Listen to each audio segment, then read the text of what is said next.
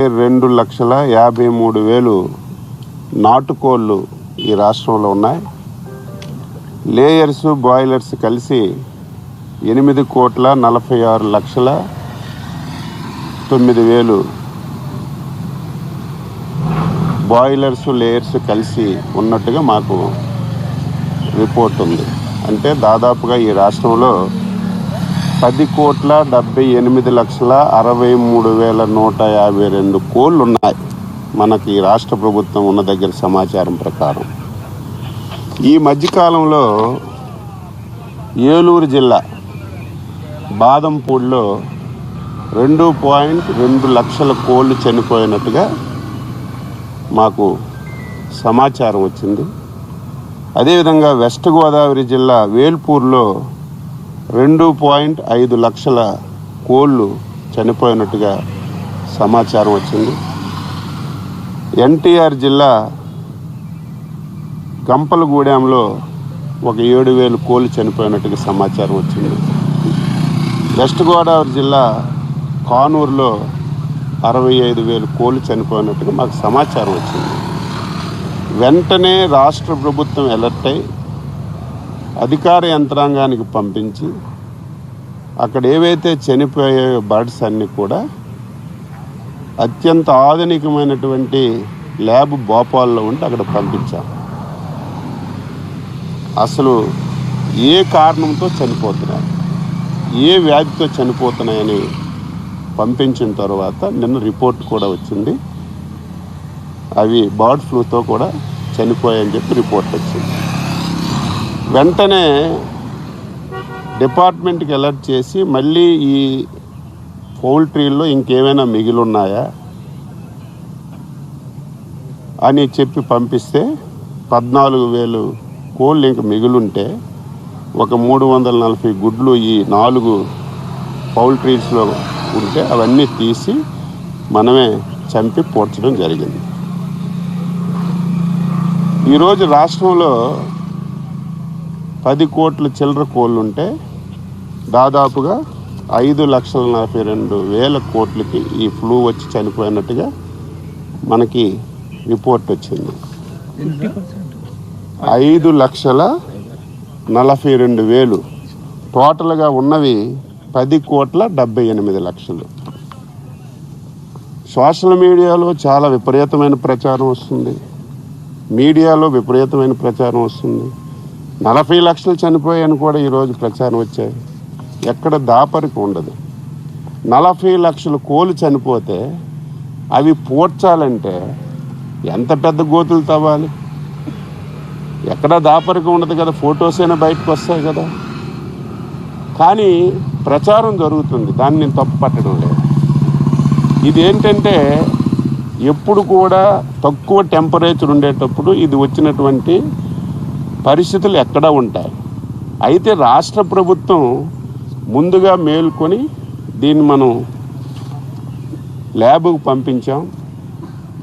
ఏవైతే ఈ పౌల్ట్రీస్లో వచ్చాయో ఆ పౌల్ట్రీస్ అన్నీ రెడ్ జోన్లోకి తీసుకొచ్చాం.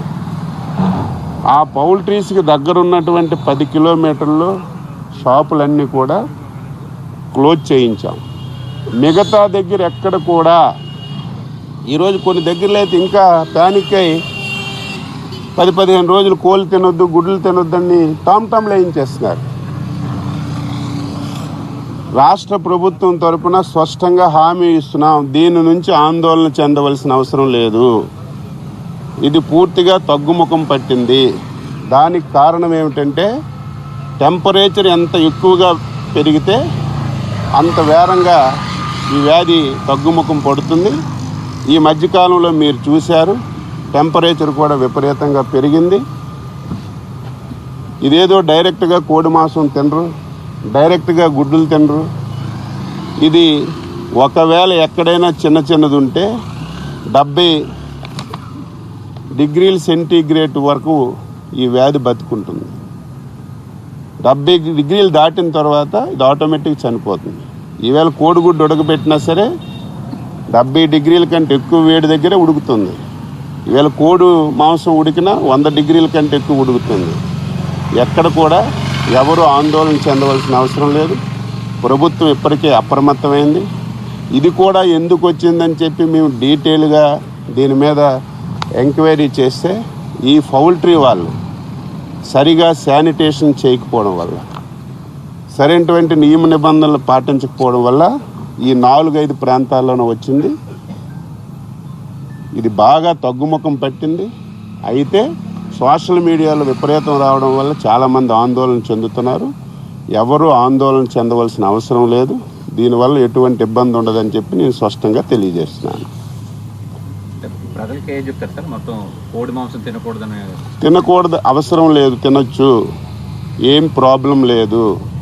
ఏదైతే ఈ 4-5 పౌల్ట్రీలు వచ్చాయో ఈ పౌల్ట్రీల చుట్టూ రెడ్ జోన్ ఏర్పాటు చేశాం. ఈ పౌల్ట్రీకి దగ్గరలో ఉన్నటువంటి 10 కిలోమీటర్లో ఉన్నటువంటి షాపులన్నీ కూడా క్లోజ్ చేశాం. మిగతా ప్రాంతాల్లో ఎక్కడా లేదు. ఒకవేళ ఎక్కడా చిన్నది ఉన్నా సరే ఆ టెంపరేచర్లో ఆ డిసీజ్ ఉండదు. కాబట్టి దీని గురించి ఆందోళన చెందవలసిన అవసరం లేదు. పొరుగు రాష్ట్రంలో కూడా బర్డ్ ఫ్లూ అనే ఆందోళన ఉంది కదా, సో అక్కడ ఏమన్నా బ్యాన్ చేస్తున్నారా? ఇప్పుడే తెలిసింది, ఇటు తెలంగాణకి రానివ్వకుండా చేస్తున్నారని, తెలంగాణ వాళ్ళు ఇటు రాకుండా చేస్తున్నారని. ఎక్కువగా మన గుడ్లన్నీ వెస్ట్ బెంగాల్ వెళ్తున్నాయి, వాళ్ళు కూడా ఆపారని ఇప్పుడే మాకు యూనియన్ ప్రెసిడెంట్ కూడా ఫోన్ చేశాడు. మా ఆఫీసులు కూడా వాళ్ళతో మాట్లాడుతున్నారు. తప్పనిసరిగా ఈ సమస్య కూడా పరిష్కరించడానికి ప్రయత్నం చేస్తున్నాం.